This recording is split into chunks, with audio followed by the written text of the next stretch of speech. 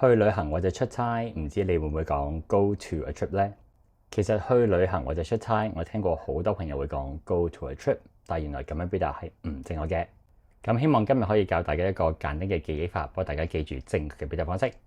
去旅行我哋可以睇山羊，咁山羊嘅英文咧係 goat，G-O-A-T。咁即係其實去旅行係 go on a trip，go on a trip。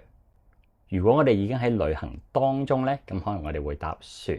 咁船咧英文係 boat，B-O-A-T， 即係 be on a trip，be on a trip。I'm going on a trip next Monday.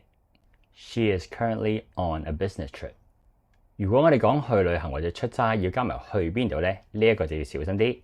Go on a trip 會跟 to 加嗰個地方，而 be on a trip 如果嗰個係一個城市、國家或者一個州咧，我哋就會用 in。He is going on a business trip to Japan in December. She is currently on a business trip in Europe. 其實除咗 trip 有好多唔同嘅名字咧，都會跟 on 呢個字嘅。On a holiday, on a vacation, on an adventure, on a journey, on a tour, on a day。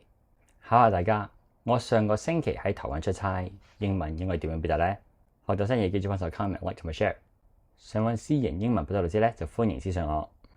如果想支持我或者想輕鬆地揾翻啲過去拍過嘅題材咧，就歡迎訂閱我嘅 Patreon 平台。咁每個星期都會有會員專屬影片嘅。